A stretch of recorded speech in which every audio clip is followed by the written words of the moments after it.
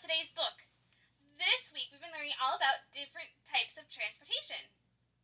And this book also includes one of our favorite characters. This is Pete the Cat, Go Pete Go. On the cover, I see two different types of transportation. I see a car and I see a bicycle. Let's find out what Pete is up to. Ready? Pete the Cat, Go Pete Go by James Dean.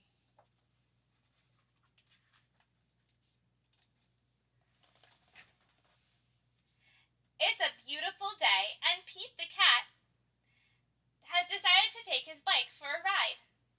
Nothing makes Pete happier than feeling the sun on his fur and the breeze on his face.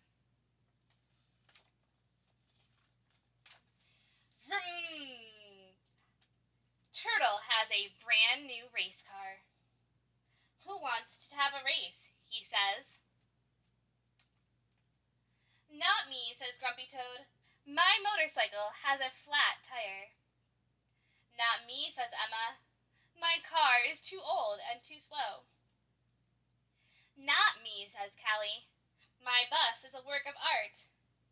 It's not meant for racing.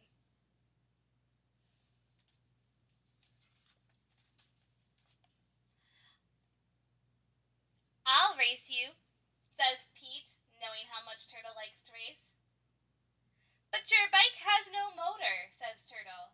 My race car is super quick. I'll win for sure. That's okay, says Pete. I just want to try my best and have fun. Everyone is excited for the big race. On your mark, get set, go! Callie shouts.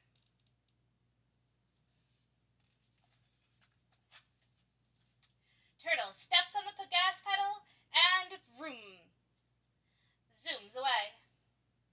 Pete waves goodbye and pedals off. Pete sees Turtle up ahead. Turtle slows down to let Pete catch up. Check this out, shouts Turtle. He presses a button and...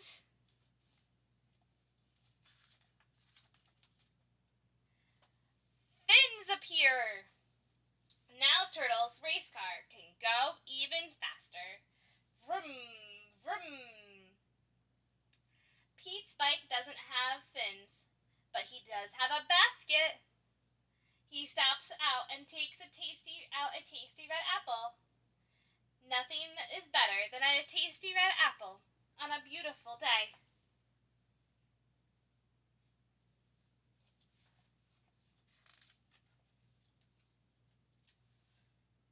Turtle sees that Pete is way behind. He spies a diner up ahead. Might as well grab a bite to eat, Turtle says. He pulls into a parking spot. Yum, says Turtle, eating a grilled cheese sandwich. He's in no rush. He is sure he will win the race. Dessert, the waiter asks. Don't mind if I do, Turtle says.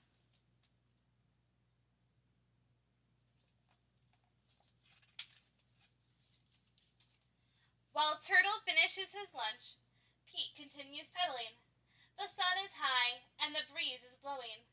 It's a beautiful day for a race. Pete sees Turtle leaving the diner.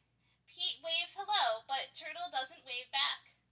Turtle just dumps in his car and peels off. I guess he didn't see me. Pete shrugs.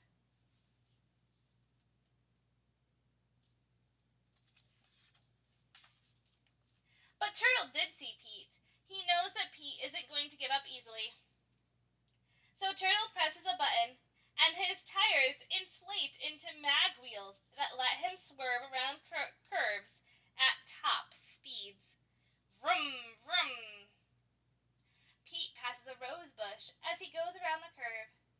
Pete knows he should keep racing, but he can't resist. The roses are just so beautiful. He stops to smell them.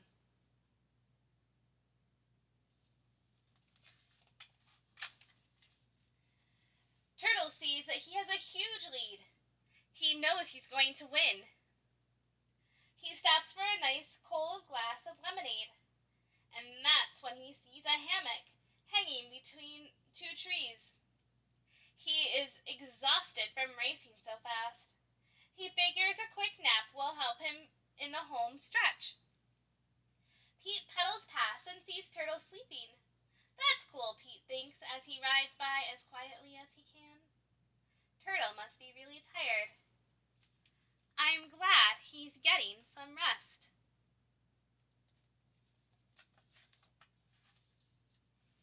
Grumpy Toad finds Turtle fast asleep. Wake up, Turtle, says Grumpy Toad. If you don't get back in the race, Pete is going to win. That's impossible, says Turtle, thinking it must be a joke. But it's no joke.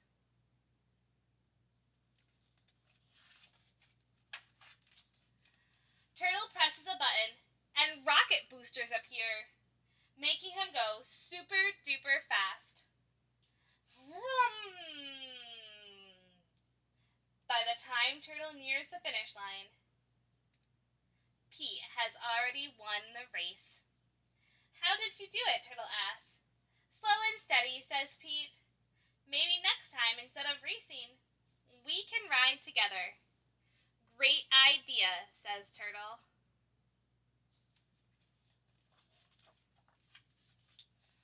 What a great race. What a great day.